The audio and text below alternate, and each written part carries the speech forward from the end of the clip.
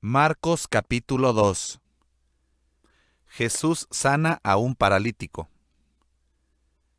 Entró Jesús otra vez en Capernaum después de algunos días, y se oyó que estaba en casa.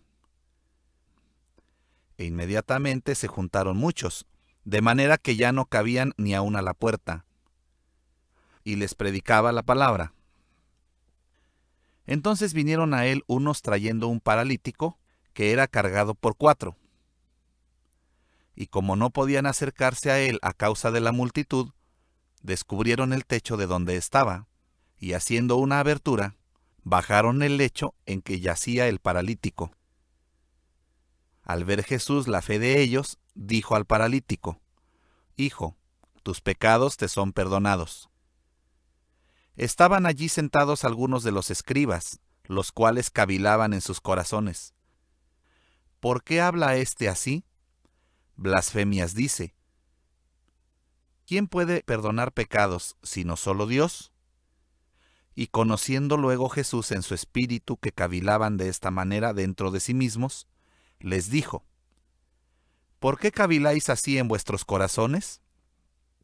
¿Qué es más fácil, decir al paralítico: tus pecados te son perdonados, o decirle: levántate, toma tu lecho y anda?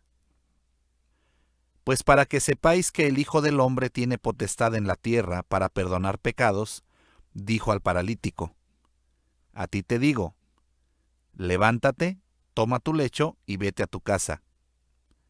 Entonces él se levantó enseguida, y tomando su lecho, salió delante de todos, de manera que todos se asombraron, y glorificaron a Dios, diciendo: Nunca hemos visto tal cosa. Llamamiento de Leví.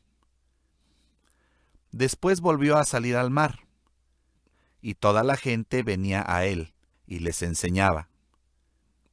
Y al pasar, vio a Leví, hijo de Alfeo, sentado al banco de los tributos públicos, y le dijo: Sígueme.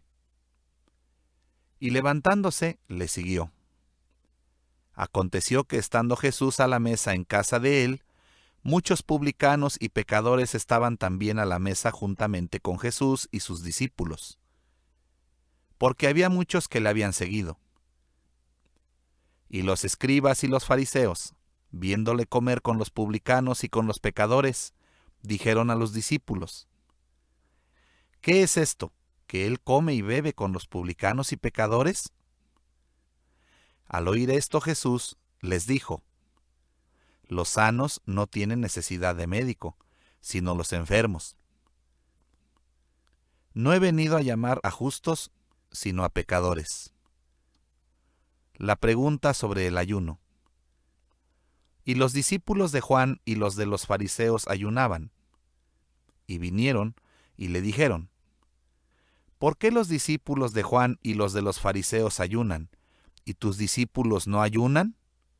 Jesús les dijo: ¿Acaso pueden los que están de bodas ayunar mientras está con ellos el esposo? Entre tanto que tienen consigo al esposo, no pueden ayunar. Pero vendrán días cuando el esposo les será quitado, y entonces en aquellos días ayunarán. Nadie pone remiendo de paño nuevo en vestido viejo. De otra manera, el mismo remiendo nuevo tira de lo viejo, y se hace peor la rotura.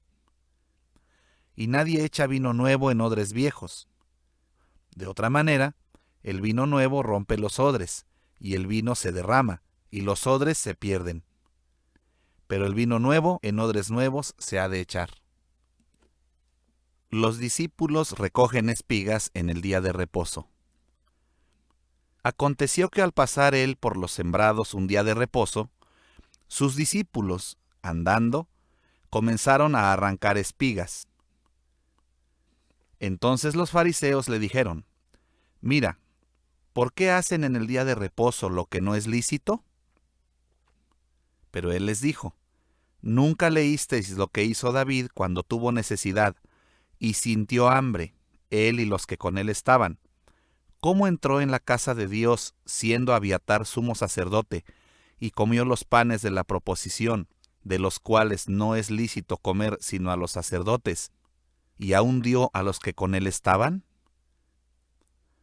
También les dijo: el día de reposo fue hecho por causa del hombre, y no el hombre por causa del día de reposo.